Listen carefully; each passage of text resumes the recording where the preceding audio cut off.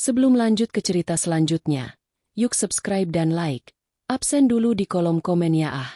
Anya menarik napas dalam-dalam, menatap pantulan dirinya di cermin kamar kosnya yang sederhana. Gaun midi berwarna navy itu adalah gaun termahal dan terformal yang ia miliki, dibeli khusus untuk pertemuan siang ini. Ia bukan seorang yang terbiasa dengan kemewahan, tetapi hari ini adalah pengecualian. Hari ini, ia akan bertemu dengan Ibu Karina, calon ibu mertuanya, untuk pertama kalinya setelah setahun menjalin hubungan dengan Bayu, putra tunggal Ibu Karina. Hubungannya dengan Bayu adalah satu-satunya hal yang membuat hidup Anya terasa istimewa. Bayu, seorang manajer muda di sebuah perusahaan multinasional, adalah sosok yang hangat, suportif, dan sangat mencintai Anya, sebuah kontras total dengan latar belakang keluarganya yang berkecukulan. Sayangnya, Ibu Karina memandang Anya sebagai anak dari kelas bawah, yang hanya akan menjadi beban dan penghalang bagi masa depan cemerlang putranya.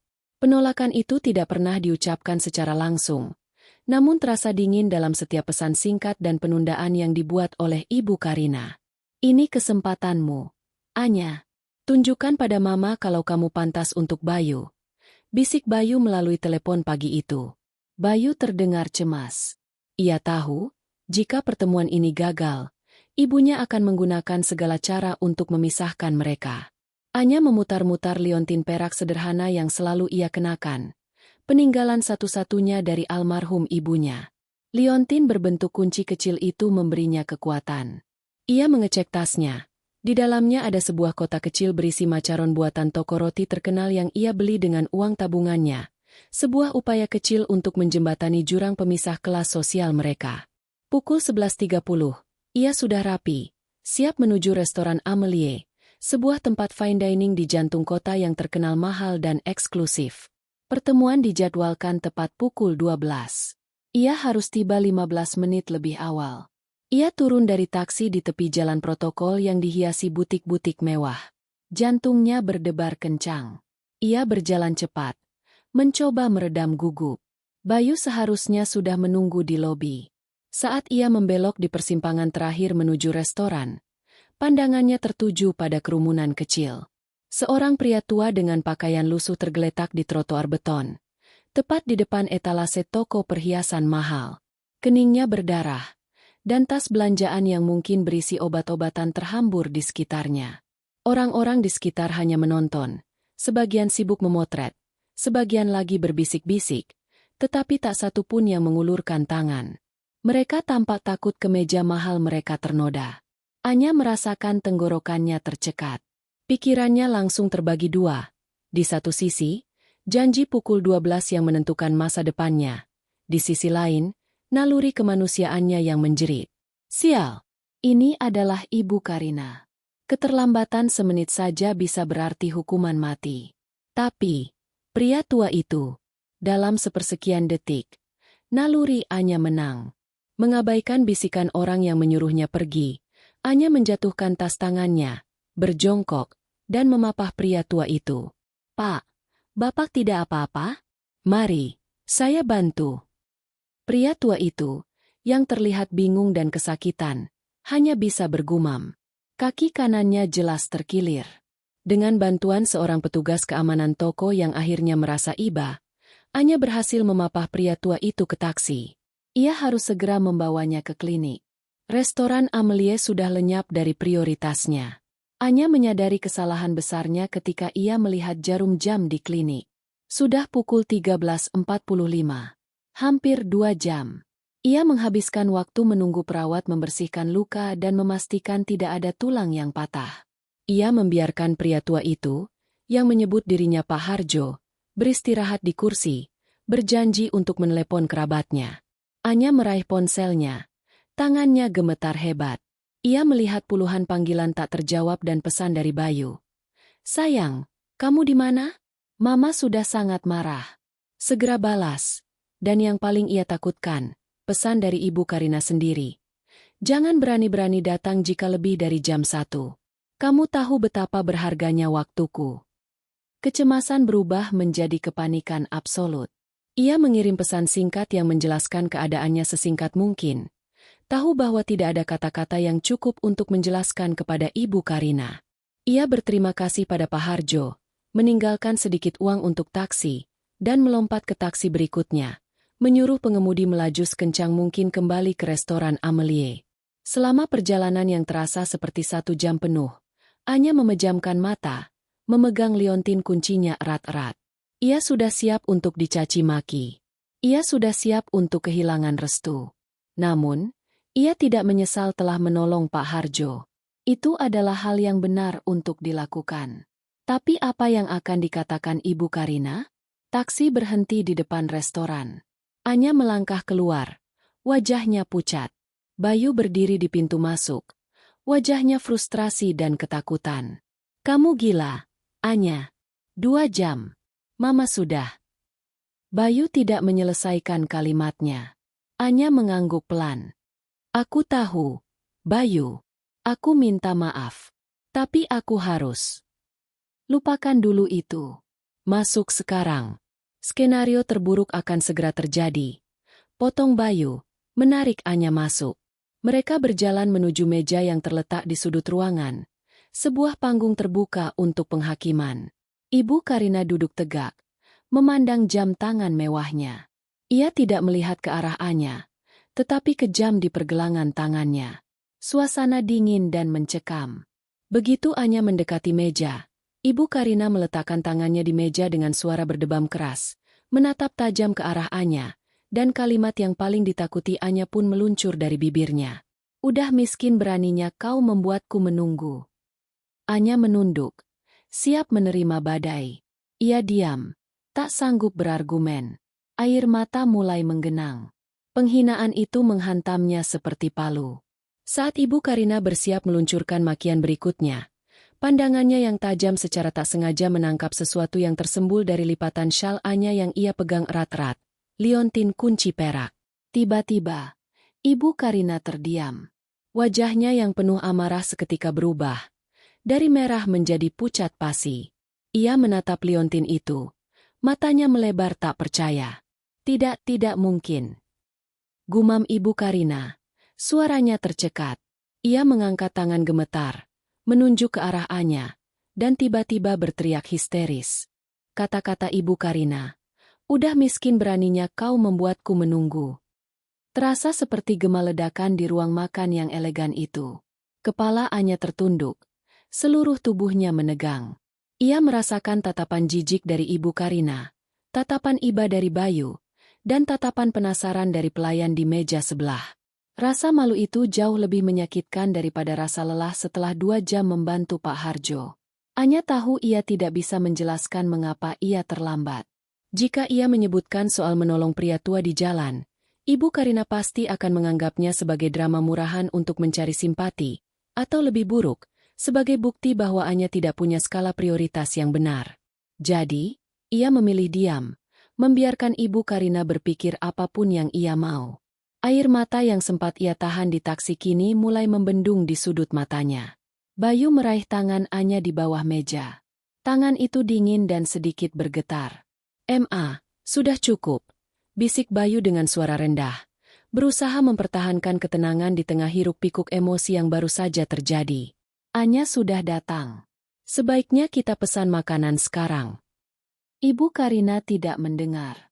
Matanya yang tajam, yang tadinya dipenuhi kobaran api kemarahan, kini berubah menjadi 2 lubang hitam yang menatap lurus ke leher Anya.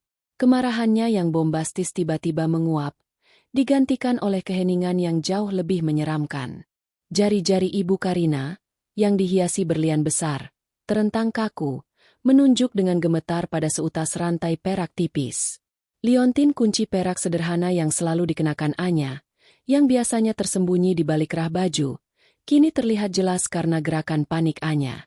Liontin itu tampak kusam dan tua, sebuah benda asing di tengah meja marmer berkilau dan piring porselen mewah. Itu. Suara Ibu Karina berubah serak, jauh dari nada otoriter yang ia gunakan sedetik sebelumnya. Itu apa? Anya dan Bayu saling pandang, bingung. Bukankah Ibu Karina akan melanjutkan penghinaan tentang keterlambatan dan kemiskinan Anya? Mengapa perhatiannya tiba-tiba teralih pada sepotong perhiasan murahan? Ini Liontin, Bu. Jawab Anya pelan, mengusap air matanya. Ibu Karina berdiri tiba-tiba, membuat kursi mahal itu berderit. Ekspresinya saat ini benar-benar membuat Bayu ketakutan. Wajahnya pucat pasi, seperti melihat hantu dari masa lalu. Ia maju satu langkah, mengabaikan jarak dan etika di restoran mewah itu, dan mencengkeram lengan Anya. Bohong, itu bukan Liontin biasa. Dari mana kau mendapatkannya? Jawab aku. Ibu Karina berteriak, tidak lagi peduli pada mata-mata yang mulai memperhatikan. Teriakannya terdengar keras dan melengking, penuh ketakutan, bukan kemarahan. Mama! Bayu berdiri, mencoba menarik ibunya menjauh dari Anya. Mama kenapa? Liontin itu hanya peninggalan dari ibunya. Ibu Karina mengabaikan Bayu. Pandangannya terpaku pada liontin berbentuk kunci yang sudah buram itu. Tiba-tiba, ia merosot ke kursi, memegangi kepalanya dengan kedua tangan, dan menggumamkan nama yang membuat Anya dan Bayu terdiam. Liontin kunci angkasa. Tidak mungkin. Rian, kau bilang dia sudah mati. Rian. Nama, Rian, tidak dikenali oleh siapapun di meja itu. Anya yakin ia belum pernah mendengar nama itu. Bayu juga tampak bingung. Ayahnya bernama Hendra, dan kakeknya sudah meninggal jauh sebelum ia lahir. Siapa Rian? Dan mengapa Liontin ibunya terkait dengan nama itu? Siapa Rian? Ma? Tanya Bayu. Nadanya menuntut. Dan apa maksud Mama dengan kunci angkasa? Ibu Karina menggeleng histeris. Ia menutupi wajahnya dengan tangan, seolah-olah berusaha menyingkirkan gambaran yang dilihatnya. Posisinya yang tadinya angkuh kini tampak rapuh dan kalah. Inilah kali pertama Anya melihat sisi Ibu Karina yang sama sekali tidak berdaya. Anya, kata Ibu Karina, tiba-tiba menurunkan tangannya dan menatap Anya dengan mata memohon yang menakutkan. Katakan padaku, siapa ibumu? Nama lengkapnya. Dan bagaimana kau mendapatkan liontin ini? Anya, yang merasa terintimidasi namun juga penasaran, menjawab jujur. Nama ibu saya Alisa. Beliau meninggal saat saya remaja. Liontin ini satu-satunya peninggalan beliau. Beliau bilang, ini adalah kunci untuk melihat hal-hal yang tidak terlihat. Saat mendengar nama, Alisa, Ibu Karina kembali tersentak, tetapi tidak berteriak lagi. Kali ini, air mata mulai menggenang di matanya yang keras. Air mata yang terasa asing di wajahnya. Ada penyesalan, ketakutan, dan pengakuan yang tercampur menjadi satu. Ibu Karina segera mengambil tas Hermesnya dan berdiri. Wajahnya telah kembali ke mode dikendalikan, tetapi tangannya masih gemetar. Pertemuan ini selesai, katanya dengan suara yang datar dan dalam. Bukan karena kau terlambat, tetapi karena ada hal yang harus segera kuklarifikasi. Ia menatap Bayu. Kau tunggu di sini. Anya, kau ikut denganku. Kau harus membawaku ke tempat di mana kau menghabiskan waktu tadi. Sekarang juga. Bayu memprotes. Ma, Anya baru saja dimaki habis-habisan. Mama tidak bisa tiba-tiba menyeretnya pergi. Ini jauh lebih penting daripada makan siang atau uang. Potong Ibu Karina, matanya tertuju pada Anya. Kau yang membuatku terlambat. Anya, sekarang, kau harus bertanggung jawab untuk membantuku menemukan jawaban. Kita akan pergi ke tempat pria tua itu dirawat. Jangan berani-berani menolak. Anya terdiam, mencerna perintah gila ini. Calon ibu mertua yang baru saja menghinanya kini memaksanya pergi, bukan untuk dihukum, melainkan untuk membongkar masa lalunya sendiri, dan alasannya adalah pria tua yang ia tolong. Ironi ini terlalu pahit untuk dicerna. Mengangguk pasrah, Anya mengambil tasnya. Ia tahu, momen ini bukan lagi tentang restu atau penghinaan. Ini adalah pintu menuju rahasia besar yang tanpa sengaja ia buka. Anya dan Ibu Karina duduk di kursi belakang mobil sedan mewah yang melaju kencang, membelah lalu lintas kota. Bayu yang masih syok, mengikuti mereka di mobil terpisah, khawatir akan apa yang akan dilakukan ibunya. Jarak fisik antara Anya dan Ibu Karina sangat dekat, namun jurang di antara mereka terasa tak teratasi. Hanya saja, kali ini, Ibu Karina tidak lagi memancarkan kebencian. Ia memancarkan kegelisahan yang membakar. Ulangi lagi, namanya Alisa? Desak Ibu Karina. Suaranya kini terdengar parau dan terkontrol. Ia tidak menatap Anya, melainkan menatap keluar jendela, seolah-olah takut pada pantulan dirinya sendiri. Iya, Bu. Alisa Rahayu, jawab Anya, memegangi liontin kuncinya yang kini menjadi pusat perhatian. Ia merasakan liontin itu sedikit menghangat di genggamannya. Mungkin hanya imajinasinya, atau mungkin karena tegang. Ibu Karina tertawa pahit. Tawa yang kering dan tanpa humor. Alisa Rahayu. Tentu saja. Dia selalu memilih kata-kata yang indah. Ia berbalik tiba-tiba, menatap Anya dengan intensitas yang membuat Anya mundur sedikit. Apakah ia pernah menyebut tentangku? Tentang masa lalu? Tentang janji yang harus ia tepati? Anya menggeleng bingung. Ibu saya hanya pekerja pabrik, Bu. Beliau tidak pernah punya kisah yang aneh-aneh. Beliau hanya bilang liontin ini adalah warisan, dan satu-satunya kunci yang saya butuhkan untuk mengenali hal-hal baik dalam hidup. Kunci mengenali hal baik. Ibu Karina mencibir, tetapi matanya menunjukkan luka lama. Khas Alisa. Selalu filosofis di saat yang salah. Ia menghela napas panjang, seolah membuang bertonton beban. Ia mulai bicara, lebih kepada dirinya sendiri daripada kepada Anya. Kami tumbuh bersama di lingkungan yang sangat miskin. Kami punya impian yang sama, melarikan diri, menjadi kaya, memiliki nama besar. Tapi dia...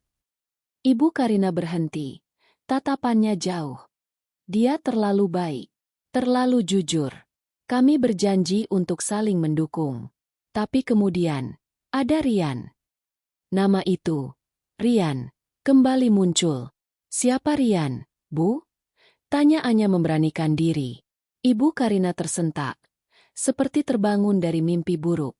Bukan urusanmu, sergahnya, kembali pada nada aslinya. Namun kali ini ia tidak berteriak. Cukup, aku akan mencari tahu sendiri. Dalam hati, Anya mulai menyusun puzzle. Ibu Karina dan ibunya, Alisa, berasal dari latar belakang yang sama, miskin, punya janji, dan kemudian berpisah karena seseorang bernama Rian. Tampaknya Ibu Karina berhasil melarikan diri dari kemiskinan dengan cara yang tidak disetujui Alisa, atau bahkan dengan mengkhianati Rian dan Alisa. Liontin kunci itu adalah satu-satunya bukti yang terhubung dengan masa lalu yang ingin dikubur Ibu Karina. Setelah 1/4 jam perjalanan yang senyap mencekam, mobil itu berhenti di depan sebuah klinik kecil dan sederhana di pinggiran kota. Kontrasnya mencolok dengan mobil mewah Ibu Karina. Ibu Karina tampak jijik saat kakinya yang berbalut sepatu high heels mahal harus menginjak trotoar yang tidak rata. Bayu, yang baru tiba, langsung menghampiri mereka. Mama, apa-apaan ini? Kita mau kemana? Tanya Bayu. Diam, Bayu. Jangan ikut campur, perintah Ibu Karina. Matanya menyapu sekeliling, mencari Pak Harjo. Anya memimpin mereka ke ruang tunggu. Pak Harjo masih duduk di sana. Kakinya dibalut perban. Ia tersenyum lega saat melihat Anya kembali. Nak Anya, syukurlah kau kembali. Tadi aku sempat bingung bagaimana harus pulang, kata Pak Harjo dengan tulus. Tidak apa-apa, Pak. Maaf saya harus pergi tadi, jawab Anya. Ibu Karina mengabaikan percakapan itu. Dia berdiri jauh, menjaga jarak, seolah-olah kehadiran Pak Harjo bisa menular. Namun, saat Pak Harjo mencoba berdiri dengan bantuan tongkat, Ibu Karina membeku. Bayu bergegas membantu Pak Harjo, menunjukkan sifat baik yang diwarisinya dari entah siapa. Saat Bayu membantu menopang tubuh Pak Harjo, petunjuk lanjutan pun muncul. Pak Harjo, saat mencoba menyesuaikan posisi duduknya, menyibak sedikit lengan kemejanya yang lusuh. Di pergelangan tangannya, terlihat sebuah bekas luka bakar yang sudah lama dan samar, berbentuk seperti inisial yang terukir tak sempurna, huruf R yang nyaris hilang. Tiba-tiba, mata Ibu Karina membulat sempurna. Ia tidak melihat inisial itu. Ia melihat sesuatu yang lain, yang jauh lebih spesifik, di balik bekas luka bakar itu. Di samping inisial itu, Pak Harjo mengenakan sebuah arloji saku tua yang diikatkan ke pergelangan tangannya dengan tali kulit. Arloji saku yang sangat sederhana, berkarat, tetapi memiliki ukiran unik di bagian penutupnya. Gambar, angkasa, yang sama dengan yang disebutkan Ibu Karina di restoran, seolah-olah ia bisa melihat semua bintang dan planet di sana. Arloji itu. Gumam Ibu Karina. Suaranya kini bukan lagi histeris, melainkan horor yang dingin. Itu arloji angkasa Rian yang seharusnya sudah kubakar menjadi abu. Ibu Karina terhuyung mundur. Ia memandang liontin kunci perak di leher Anya, lalu ke arloji angkasa yang kini dipegang oleh pria tua itu. Kedua benda itu, liontin kunci milik Alisa dan arloji angkasa milik Pak Harjo, adalah potongan puzzle yang hilang. Kebenaran yang kejam dan tak terduga mulai terbentuk di benak Ibu Karina, membuatnya hampir pingsan di klinik yang bau disinfektan itu. Anya menolong orang yang tidak hanya mengancam status sosialnya, tetapi juga secara fisik memegang kunci rahasia masa lalu gelap Ibu Karina. Suara Ibu Karina yang menyebut arloji itu sebagai arloji angkasa Rian, menggantung di udara klinik yang sepi. Bayu dan Anya menatap Ibu Karina dan pria tua itu secara bergantian, mencoba memahami kengerian yang terpancar di wajah wanita yang selama ini mereka kenal sangat angkuh. Bayu melangkah maju. "Mama, apa yang Mama bicarakan? Siapa Rian? Dan mengapa Mama berkata arloji ini seharusnya sudah dibakar?" Ibu Karina tidak menjawab Bayu. Ia berjalan perlahan. Kakinya yang gemetar terasa berat, mendekati Pak Harjo. Ia berlutut di depannya, mengabaikan debu di lantai, dan menyentuh arloji saku berkarat itu dengan jari-jari yang dihiasi berlian. Sentuhannya terasa seperti pengakuan yang menyakitkan. Kau benar-benar Rian?" tanya Ibu Karina. Suaranya kini tinggal bisikan. Pak Harjo, yang tadinya bingung, kini menatap Ibu Karina dengan mata yang mulai bersinar tajam, seperti memori yang baru saja hidup kembali. Ia mengenali suara, postur, dan ketakutan yang tiba-tiba muncul di mata wanita kaya yang berlutut di depannya. "Karina," jawab Pak Harjo, suaranya serak namun tegas. "Sudah lama sekali. Aku hampir lupa nama itu. Setelah semua yang terjadi, aku memilih untuk hidup sebagai Harjo, tanpa mengingat apa-apa dari masa lalu yang busuk." Pengakuan itu menghantam Bayu seperti petir. Ia menarik napas dalam-dalam, menatap ibunya, lalu ke Pak Harjo. Jadi, Rian adalah Pak Harjo?" "Ya, Nak," kata Pak Harjo, tersenyum kecil pada Bayu. "Dan dia, di masa lalu, adalah Karina. Gadis dari gang sempit yang punya impian besar untuk menikahiku. Aku dan Alisa." Anya tersentak mendengar nama ibunya. Alisa, disebut lagi. Kini, ia menatap liontin kuncinya, arloji angkasa, dan dua orang dewasa yang terhubung oleh rahasia berpuluh-puluh tahun. Ibu Karina berdiri, wajahnya kembali mengeras, mencoba membangun kembali benteng kesombongannya yang runtuh. "Omong kosong. Kau sudah mati bagiku, Rian. Liontin dan arloji itu hanyalah kenangan yang harusnya terkubur." "Liontin kunci angkasa," Pak Harjo mengoreksi, suaranya tenang. "Liontin itu dan arloji ini dibuat oleh ayahku, seorang pandai besi miskin. Arloji ini untukku, dan kunci ini untuk Alisa. Itu adalah janji kami bertiga. Karina, aku, dan Alisa. Kami berjanji, jika suatu hari kami terpisah, benda ini adalah kunci untuk kami saling mencari dan menemukan kembali janji kami untuk hidup bersama, jujur, dan bahagia, tidak peduli seberapa miskin kami." Anya merasakan tenggorokannya tercekat. Liontin kuncinya bukan hanya warisan. Itu adalah simbol persahabatan, cinta, dan sumpah yang dilanggar. "Alisa, ibumu, adalah cahaya di antara kami, Anya," lanjut Pak Harjo, menatap Anya dengan kehangatan yang mendalam. "Setelah kau lahir, setelah semua kebohongan Karina terungkap, hanya Alisa yang tetap teguh memegang janji. Dia membesarkanmu sendirian, sambil menjaga kunci angkasa itu." Kini, giliran Bayu yang mengajukan pertanyaan yang paling menyakitkan. Bayu, yang selama ini percaya bahwa ayahnya, Hendra, telah membangun kekayaan mereka dari nol. Mama, siapa Rian bagiku? Dia bilang, menikahiku. Siapa dia sebenarnya? Ibu Karina, yang biasanya bisa menjawab apapun dengan kebohongan yang meyakinkan, kini terdiam. Ia menunduk, tidak sanggup menatap mata Bayu, ataupun mata Rian. Rian, atau Pak Harjo, adalah... Ibu Karina terdiam, memejamkan mata. Dia adalah saudara tiriku. Dia tunanganku di masa lalu. Dustanya lagi, mencoba mengurangi dampak kebenaran. Cukup, Karina. Potong Rian dengan suara keras. Ia berdiri, bersandar pada tongkat. Aku adalah Rian. Dan kau meninggalkanku dan Alisa saat kau punya kesempatan untuk menikahi Hendra, yang saat itu sudah kaya. Kau memilih kemewahan, mengklaim bahwa ayahku, suami Alisa, telah meninggal dan aku menghilang. Kau ingin memutus semua hubungan dengan kemiskinan dan janji yang pernah kau buat. Dan anak itu, Rian menunjuk Bayu. Kau melarangnya berhubungan dengan orang miskin karena setiap orang miskin mengingatkanmu pada kebohongan dan pengkhianatan yang kau lakukan. Kau takut dia menemukan kembali akarnya. Semua mata tertuju pada Ibu Karina.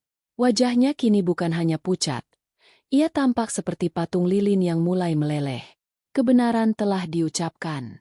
Ternyata, Pak Harjo, Rian, adalah kerabat jauh yang diceritakan hilang, opsi yang paling kuat untuk drama, dan liontin kunci Anya adalah bukti pengkhianatan Im terhadap janji persahabatan mereka di masa lalu. Kau menghancurkan kami, Karina. Kau mencuri liontin kunci itu untuk disembunyikan, tetapi Alisa berhasil mendapatkannya kembali sebelum dia meninggal, agar suatu hari kebenaran bisa terungkap, kata Rian. Anya menyadari betapa ironisnya takdir. Keterlambatannya, yang disebabkan oleh tindakan kemanusiaan, justru membawa Pak Harjo, pemilik arloji angkasa, bertemu dengan Ibu Karina, yang pada akhirnya harus mengakui masa lalu kelamnya. Liontin kunci miliknya telah menemukan pasangannya, dan kunci itu membuka lemari rahasia Ibu Karina. Kini, Bayu yang memimpin. Ia menatap ibunya. Matanya dingin. Mama sudah berbohong tentang segalanya. Mama menghina Anya karena ia miskin.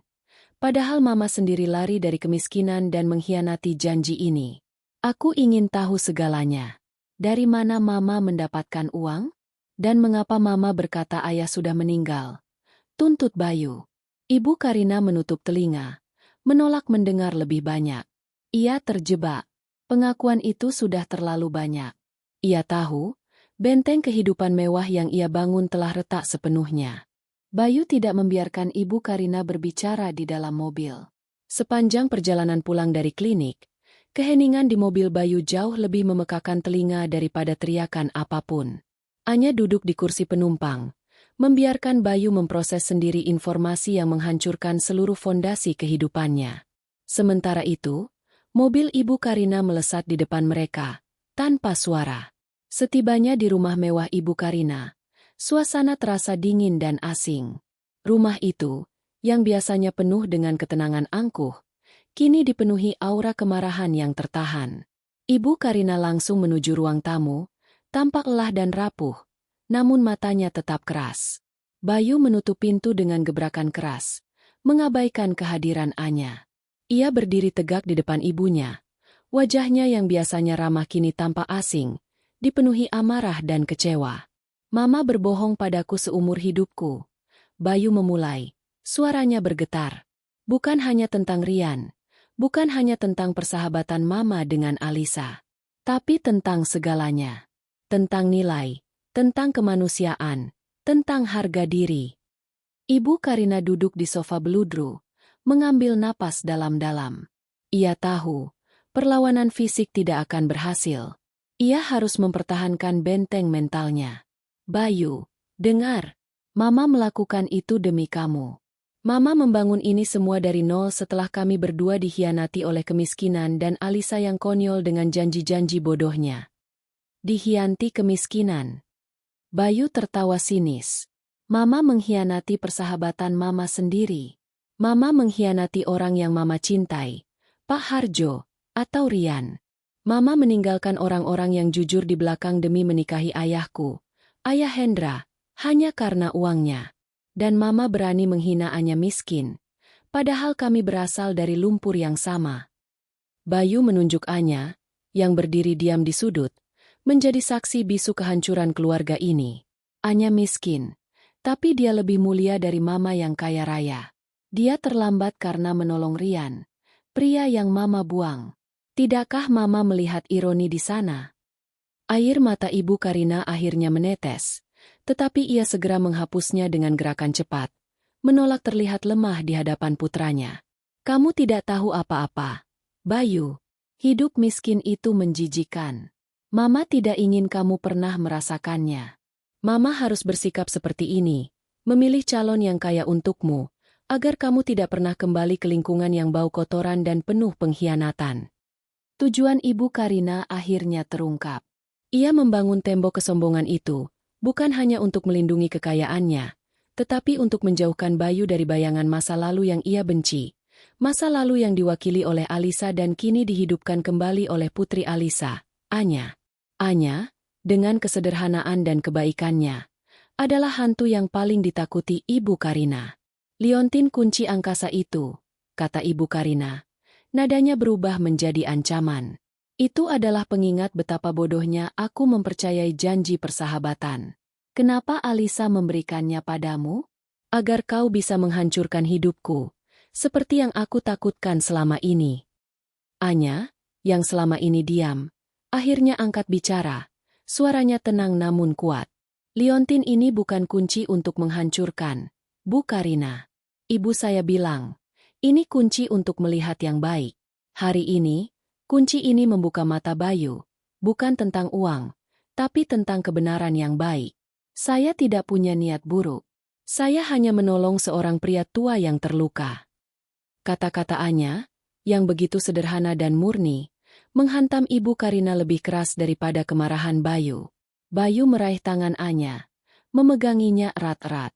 Mama sudah melewati batas. Mama sudah menghancurkan kepercayaanku. Mama bisa saja mendapatkan kekayaan dan kebahagiaan dengan kejujuran. Tapi Mama memilih kebohongan. Selama Mama tidak jujur, aku tidak bisa tinggal di sini. Ibu Karina panik. Kehilangan Bayu adalah satu-satunya hal yang lebih menakutkan daripada kemiskinan. Tunggu. Mau kemana kamu? Kamu mau pergi demi wanita itu? Demi Anya. Aku pergi demi kebenaran, Ma, jawab Bayu dingin. Aku tidak bisa hidup dengan kebohongan ini lagi. Aku akan mengurus Pak Harjo, memastikan dia mendapatkan hak yang seharusnya. Dan Mama harus memilih. Mama bisa mempertahankan kekayaan Mama, tetapi Mama akan sendirian. Atau Mama jujur dan memperbaiki segalanya. Mulai dengan meminta maaf pada Anya. Bayu menarik Anya keluar dari rumah itu. Perpecahan besar telah terjadi. Ibu Karina terpuruk di sofanya yang mahal, di tengah-tengah benteng kebohongan yang ia bangun, sekarang sendirian dengan ketakutan terbesarnya. Kehilangan putranya, persis seperti ia kehilangan masa lalu dan sahabatnya. Ia menatap pintu yang tertutup. Air mata penyesalan mulai membasahi pipinya yang kaku. Anya, si gadis miskin, telah menjadi pusat gempa yang menghancurkan seluruh kehidupannya. 2 hari setelah Bayu meninggalkan rumah mewah itu, Ibu Karina hidup dalam kesunyian yang diselimuti kemewahan. Ia menolak telepon Bayu, tidak sanggup mendengar tuntutan jujur putranya. Ia mencoba mempertahankan ilusi bahwa ia masih memegang kendali. Namun, Bayu sudah tinggal bersama Anya di kosan sederhana Anya, dan yang lebih menyakitkan, Bayu secara aktif mengurus Pak Harjo, Rian, mencari cara untuk memulihkan hak-haknya. Ibu Karina tahu, jika Rian mulai bicara, seluruh jaringan sosial dan bisnisnya akan terancam. Ia harus menghentikan sumber kebocoran kebenaran, dan sumber itu bukan Rian, melainkan Anya, si gadis miskin yang datang membawa kunci masa lalu. Dengan harga diri yang terluka, Ibu Karina menghubungi Anya secara pribadi, meminta pertemuan di sebuah kafe terpencil, jauh dari restoran mewah yang menjadi saksi kehancurannya. Anya datang sendiri. Ia duduk di hadapan Ibu Karina, tanpa Bayu, dan tanpa rasa takut. Ia membawa martabat dan ketenangan yang membuat Ibu Karina, yang biasanya mendominasi, merasa terintimidasi. Ibu Karina tidak membuang waktu. Ia mendorong sebuah amplop tebal di atas meja kayu kafe yang sederhana.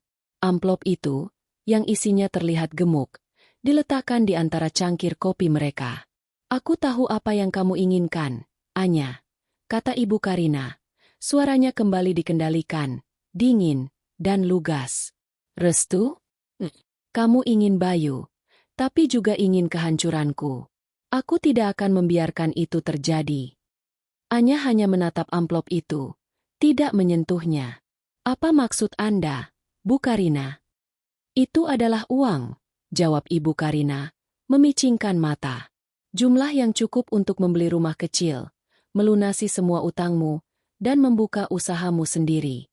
Jauh lebih dari yang bisa diberikan Bayu kepadamu saat ini. Ambil uang ini." Ibu Karina berhenti, lalu mengucapkan syaratnya dengan suara rendah dan tegas, penuh keputusasaan. "Tinggalkan Bayu. Sekarang juga. Dan yang paling penting, lupakan semua yang kamu lihat dan dengar. Liontin itu, lupakan tentang Liontin itu, tentang Rian, tentang Alisa. Tutup mulutmu. Kamu akan kaya, dan aku akan mendapatkan kembali putraku." Anya merasakan tatapan Ibu Karina yang menusuk, menilainya. Ibu Karina yakin, semua orang miskin akan tunduk pada godaan uang sebanyak itu. Amplop itu adalah senjata andalannya selama ini. Anya tersenyum tipis, senyum yang bukan mengejek, melainkan penuh iba. Ia mendorong amplop itu kembali ke hadapan Ibu Karina. "Saya tidak mengambilnya, Bu Karina," kata Anya. Suaranya lembut namun memiliki kekuatan baja. Ibu Karina terkejut. "Apa? Kamu ingin lebih? Katakan berapa. Aku bisa memberimu 2 kali lipat." "Bukan soal jumlah, Bu Karina. Uang ini tidak ada nilainya dibandingkan dengan integritas yang Ibu minta untuk saya jual," jelas Anya. "Saya terlambat menemui Ibu karena saya menolong orang yang sedang kesusahan. Itu adalah pilihan saya, dan saya tidak menyesalinya. Saya menolak uang ini karena itu sama saja menjual nilai yang Ibu saya ajarkan dan yang selama ini Bayu cintai dari saya." Anya menunjuk liontin kuncinya. Ibu bilang liontin ini adalah kunci kehancuran Ibu. Sebenarnya, ini adalah kunci kebahagiaan sejati. Ibu mengkhianati janji ini demi uang, dan hasilnya? Ibu duduk sendirian, memohon, dan ketakutan. Saya tidak akan mengulangi kesalahan yang sama. Penolakan Anya yang mulia, yang menempatkan prinsip dan cinta di atas kekayaan yang fantastis, adalah tamparan keras bagi realitas Ibu Karina. Untuk pertama kalinya, Ibu Karina melihat nilai yang tidak bisa dibeli dengan uang, dan ia menyadari betapa miskinnya ia, meskipun memiliki segalanya. Benteng Ibu Karina akhirnya runtuh. Bahunya merosot, dan ia menatap Anya dengan mata yang kosong. Ia meraih amplop itu dan meremasnya, tidak lagi peduli pada uang di dalamnya. Aku hanya takut, Anya," bisik Ibu Karina, mengakui kerentanan yang ia sembunyikan selama berpuluh-puluh tahun. "Aku takut kembali menjadi miskin. Aku takut Bayu tahu betapa rapuhnya aku, betapa hinanya aku di masa lalu. Aku membangun hidup ini di atas kebohongan. Dan sekarang, kau datang dan merobohkannya dengan kebaikanmu." Ia mengakui, "Kamu benar. Aku sendirian. Aku kehilangan Bayu, dan aku pantas mendapatkannya. Aku hanya tidak tahu bagaimana harus memulai lagi." Anya melihat sekilas sisi manusiawi Ibu Karina, seorang wanita yang didorong oleh trauma kemiskinan dan ketakutan akan penghinaan. "Ibu tahu bagaimana memulainya," kata Anya lembut. "Bukan dengan menyogok, tapi dengan meminta maaf. Bukan kepadaku, tetapi kepada Bayu, dan kepada Rian." Ibu Karina memejamkan mata, memproses tuntutan itu. Meminta maaf, kata yang lebih berat daripada uang 1 koper penuh. Itu berarti mengakui semua kesalahannya, mengakui kebohongan yang telah menjadi identitasnya. Ia harus melepaskan persona wanita kaya yang sombong dan kembali menjadi Karina dari gang sempit yang rapuh. "Berikan aku waktu," kata Ibu Karina. Suaranya sangat pelan. Ia berdiri, meninggalkan amplop berisi uang itu di atas meja, tidak lagi peduli. Aku akan memikirkannya. Tapi ketahuilah, Anya, kamu telah mengajarkan sesuatu yang paling kubenci untuk dipelajari. Ibu Karina pergi, meninggalkan Anya sendirian dengan Arloji dan Liontin, dan sebuah pertanyaan besar. Apakah wanita itu benar-benar akan menelan harga dirinya demi cintanya pada Bayu? Seminggu berlalu tanpa ada komunikasi langsung dari Ibu Karina. Bagi Bayu, keheningan itu terasa lebih baik daripada caci maki. Ia dan Anya menghabiskan hari-hari mereka untuk membantu Pak Harjo, memastikan ia mendapat perawatan medis yang layak dan tempat tinggal sementara yang lebih baik. Dalam prosesnya, mereka menemukan bahwa Rian, Pak Harjo, adalah seorang pria yang bijaksana dan lembut, yang sangat menghormati mendiang Alisa, ibu Anya. Pada hari ke-8, ponsel Anya berdering. Nomor Ibu Karina. Anya mengangkatnya. Jantungnya berdebar kencang. Aku sudah memutuskan, kata suara Ibu Karina di seberang sana. Nadanya datar, tanpa emosi, tetapi tanpa sedikit pun kesombongan. Aku akan melakukan apa yang kamu minta. Anya, aku akan meminta maaf. Ibu Karina meminta pertemuan, bukan di restoran mewah, bukan di rumahnya yang angkuh, tetapi di sebuah taman kota yang dikelilingi pohon-pohon rindang, tempat yang netral dan terbuka. Anya dan Bayu datang bersama Pak Harjo. Pak Harjo duduk di kursi roda karena kakinya masih dalam pemulihan, dengan arloji angkasa tersemat di pergelangan tangannya. Bayu mendorong kursi roda itu, sementara Anya memegangi liontin kunci angkasa miliknya. Ketiga benda pusaka itu berkumpul, menunggu pemilik aslinya datang untuk menyelesaikan janji masa lalu. Ibu Karina tiba sendirian. Ia tidak mengenakan perhiasan berlebihan, hanya gaun linen sederhana berwarna krem. Ia tampak lelah, matanya bengkak, tetapi ada resolusi yang tidak biasa di wajahnya. Ia berjalan mendekati mereka, berhenti tepat di depan kursi roda Pak Harjo. Bayu berdiri di samping Anya, siap untuk melindungi mereka dari serangan emosi apapun yang mungkin dilancarkan ibunya. Namun, yang mereka saksikan adalah pemandangan yang tak terduga. Ibu Karina menatap Rian, Pak Harjo, lama sekali, seolah-olah berusaha melihat melampaui keriput dan pakaian lusuh, kembali ke wajah tunangannya yang muda dari gang sempit puluhan tahun lalu. Ia berlutut. Bukan berlutut karena histeris seperti di restoran, tetapi berlutut penuh penyesalan di tanah berumput. Rian, kata Ibu Karina. Suaranya pecah. Aku minta maaf. Kata-kata itu, yang begitu sederhana namun begitu berat, menggantung. Ibu Karina menelan harga dirinya, martabatnya, dan seluruh ilusi kekayaannya. Aku mengkhianatimu. Aku meninggalkan janji kita. Janji persahabatan kita dengan Alisa. Aku membiarkan ketakutan akan kemiskinan membutakanku. Aku membakar semua kenangan, berharap masa lalu itu tidak akan pernah mengejarku. Ia kemudian beralih menatap Anya dan Bayu. Anya, aku minta maaf atas setiap kata makian yang aku lontarkan di restoran itu. Kamu datang terlambat karena kamu melakukan kebaikan. Kamu miskin, tetapi kamu jauh lebih kaya dariku. Karena kamu memegang erat integritas yang aku buang demi kekayaan. Bayu, yang menyaksikan ibunya yang keras kini menangis terseduh-seduh, akhirnya merasakan hatinya melunak. Kemarahan yang ia rasakan selama ini perlahan berganti menjadi iba. Rian mengulurkan tangannya yang keriput dan meletakkannya di kepala Ibu Karina. Aku memaafkanmu, Karina. Kemarahan dan kekecewaan itu sudah lama kutinggalkan di jalanan. Aku tahu. Kita berdua adalah korban dari kemiskinan itu. Kau hanya mencari cara yang salah untuk melarikan diri. Momen rekonsiliasi itu terasa seperti pembersihan spiritual. Air mata mengalir, bukan dari amarah, melainkan dari penebusan. Liontin kunci Anya dan arloji angkasa milik Rian seperti bergetar, menyaksikan janji persahabatan mereka ditepati, meski terlambat. Setelah ketegangan mereda, Bayu segera membahas masa depan. Kami akan membantu Pak Harjo. Kami akan membantunya mengurus masalah keuangannya dan mencari tahu hak-hak yang seharusnya ia dapatkan setelah ia menghilang dari kehidupan Mama.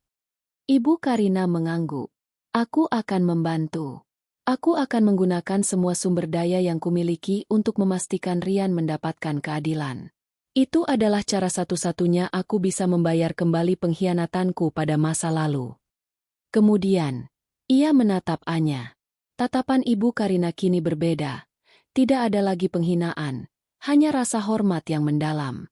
Ia melihat cerminan Alisa yang lembut namun kuat, yang membawa kebenaran ke dalam hidupnya. Anya, kata Ibu Karina, meraih tangan Anya.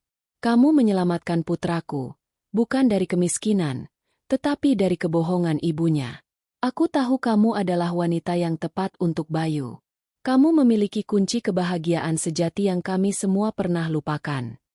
Dengan pengakuan itu, penantian Anya selama berbulan-bulan, hinaan yang ia terima di restoran, dan air mata yang ia tahan, semuanya terbayar lunas. Restu itu datang, bukan sebagai hasil dari kekayaan, tetapi dari kebaikan hatinya yang tak ternilai. Babak baru telah dimulai. Ibu Karina telah menelan harga dirinya dan memilih kejujuran. Keluarga ini mungkin tidak akan pernah sama seperti dulu, tetapi mereka akan menjadi lebih baik, dipersatukan oleh masa lalu yang rumit dan cinta yang lahir dari integritas. 6 bulan telah berlalu sejak pertemuan penuh air mata di taman. Momen rekonsiliasi itu tidak hanya memperbaiki hubungan Bayu dan ibunya, tetapi juga memulai babak penebusan yang panjang dan menyakitkan bagi Ibu Karina. Janji itu ditepati.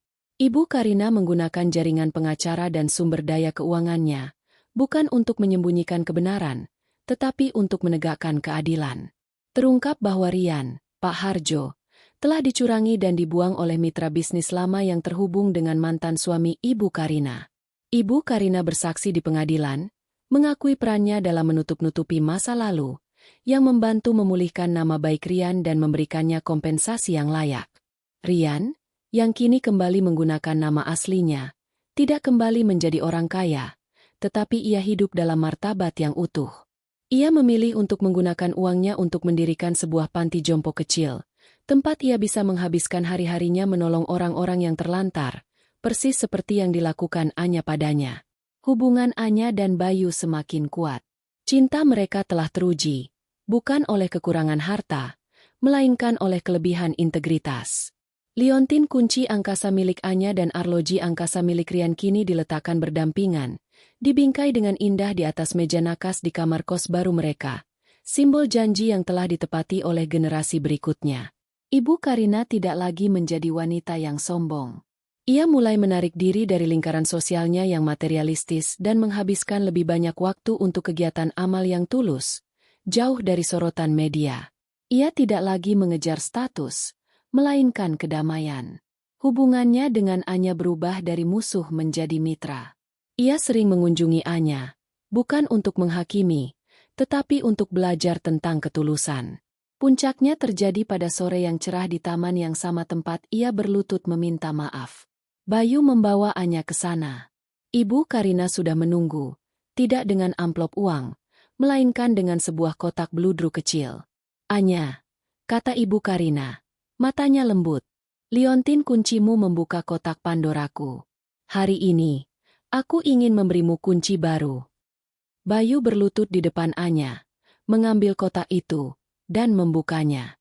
Di dalamnya, berkilauan sebuah cincin pertunangan sederhana namun elegan.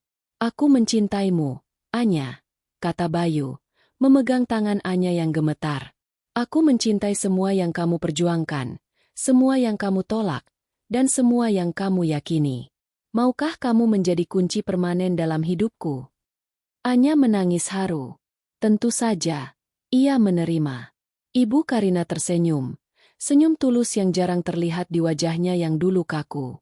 Aku memberikan restu ini bukan karena kamu membuat Bayu bahagia, tapi karena kamu mengajarkan kebahagiaan sejati padaku, katanya.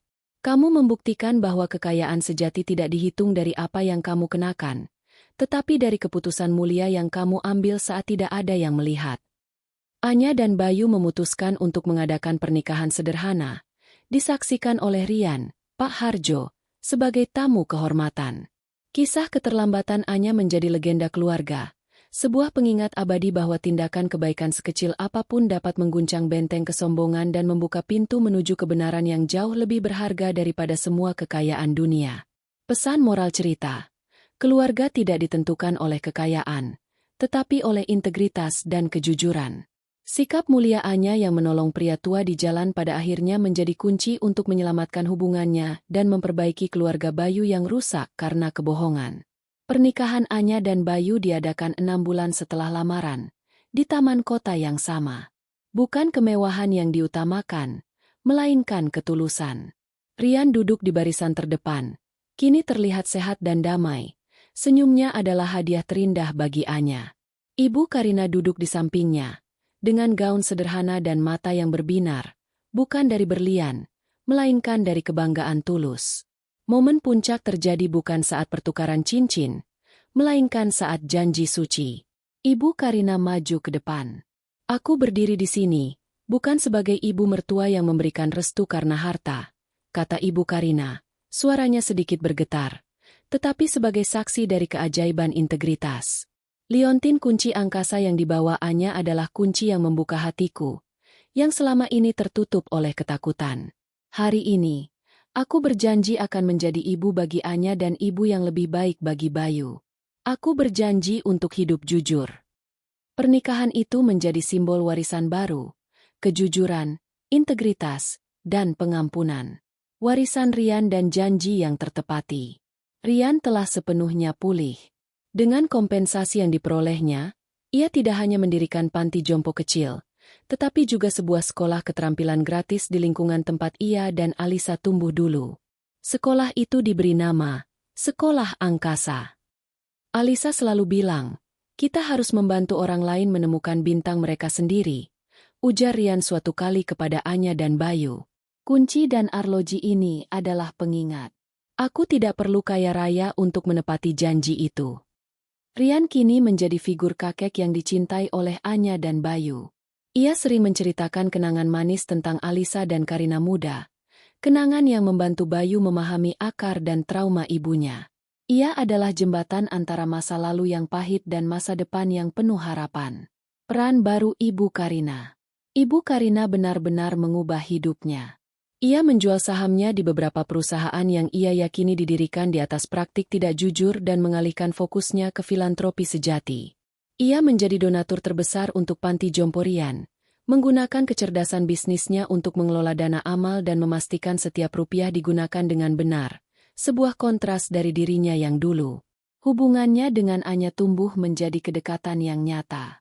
Ibu Karina tidak lagi memberikan nasihat tentang saham atau mode, melainkan belajar membuat macaron di dapur sederhana Anya, sebuah upaya simbolis untuk menghormati upaya Anya di hari pertemuan yang gagal dulu. Suatu sore, Ibu Karina menyerahkan sebuah buku catatan usang kepada Anya.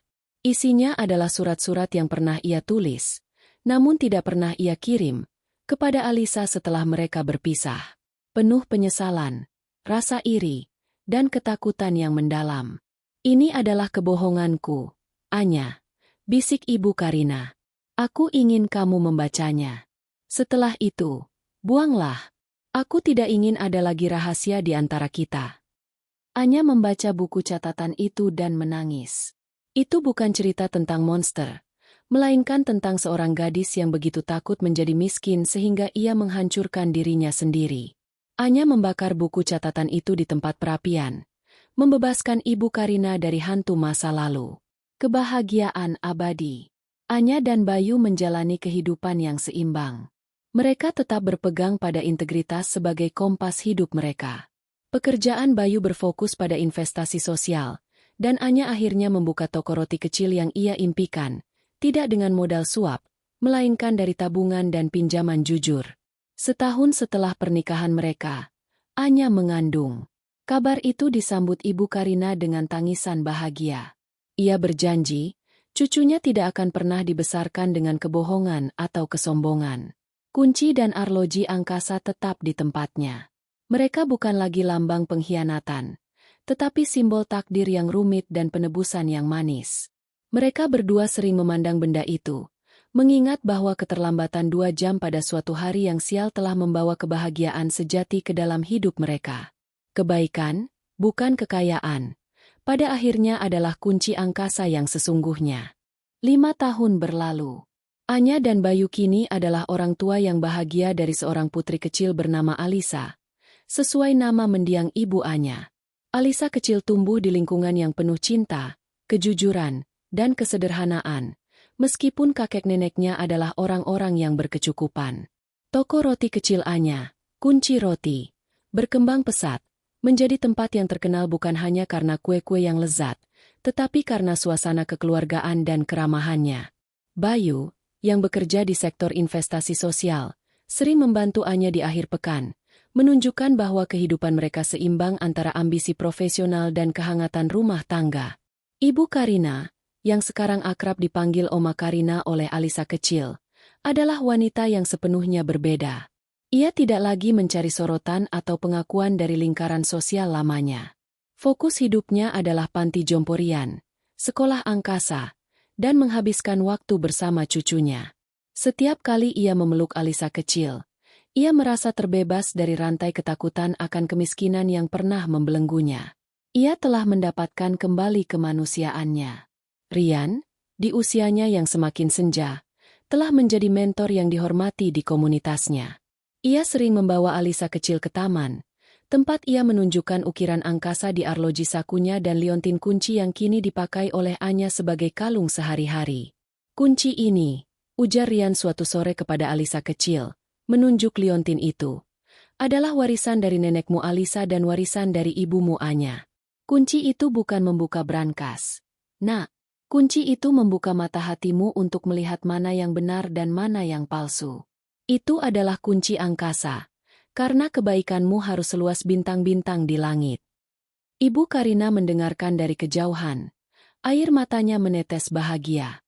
Ia berterima kasih dalam hati kepada Tuhan dan kepada Anya, menantunya.